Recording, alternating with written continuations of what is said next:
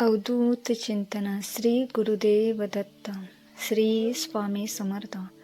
आज स्वामी माऊली म्हणतात, मी तुला नेहमी सुखच देईल असं कधी मी सांगितलं नाही, पण प्रत्येक प्रसंगातून काहीतरी शिकण्याची ताकद नक्कीच देईल.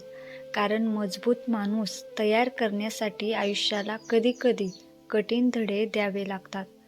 त्या धड्याचा राग करू नकोस, त्यामुळेच तुझं व्यक्तिमत्व उजळतं.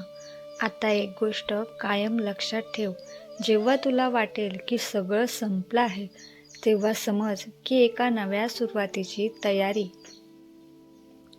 सर्वात गडद अंधार हा पहाटेच्या अगदी आधी असतो. म्हणून अंधार पाहून आशा सोडू नकोस. चालत राहा, प्रयत्न करत राहा, स्वतःवर विश्वास ठेव आणि सर्वात महत्त्वाचं म्हणजे तुझ्या अंतःकरणातील चांगुलपणा कधीही सोडू नकोस. कारण जग बदलण्याची शक्ती मोठ्या आवाजात नसते, ती शांत, सातत्यपूर्ण आणि प्रेमळ कृतीत असते. अशाच कृतीमधून तुझं खरं आयुष्य, जीवन उजळेल आणि त्या प्रकाशात तुला स्वतःची खरी ओळख सापडेल. मी तुला धैर्याचा एक वेगळा अर्थ सांगतो. धैर्य म्हणजे नेहमी पुढे धावणे नव्हे, कधीकधी थांबून स्वतःला समजून घेणे हेही धैर्य असते. तुझ्या मनात अनेक आवाज उठतात, काही तुला घाबरवतात, काही निराश करतात, तर काही तुला तुझ्या खऱ्या सामर्थ्याची आठवण करून देतात. त्यापैकी कोणत्या आवाजाला महत्त्व द्यायचे हा निर्णय तुझाच असतो. म्हणून दररोज काही क्षण शांततेत घालव. त्या शांततेत तुला तुझ्या अंतःकरणातील निर्मळ प्रकाश दिसेल.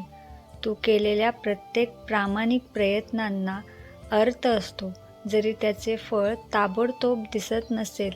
पावसाचा पहिला थेंब घडण्यापूर्वी आकाशात अनेक अदृश्य घडामोडी घडत असतात. तसेच तुझ्या जीवनातही आहे. म्हणून अधीर होऊ नकोस. जे आज अदृश्य आहे ते उद्या स्पष्ट होईल. स्वतःवर आणि तुझ्या सद्गुणावर विश्वास ठेव. नम्रता जप. उंच पर्वतावर बर्फ टिकतो, पण त्यातून वाहणारे पाणी शेवटी खोऱ्यांना जीवन देते. जे इतरांना उभे करतात त्यांची उंची काळही कमी करू शकत नाही. तुझ्या यशात इतरांचा वाटा विसरू नकोस आणि अपयशात स्वतःला पूर्ण दोषी ठरवू नकोस. संतुलनातच शांती असते. आजपासून एक संकल्प कर, प्रत्येक दिवसाला अर्थ देण्याचा ज्ञान मिळव. प्रेम वाट, चूक मान्य कर, क्षमा माग, क्षमा दे आणि कृतज्ञ राहा. अशा छोट्या कृतींनी आयुष्य उजळते.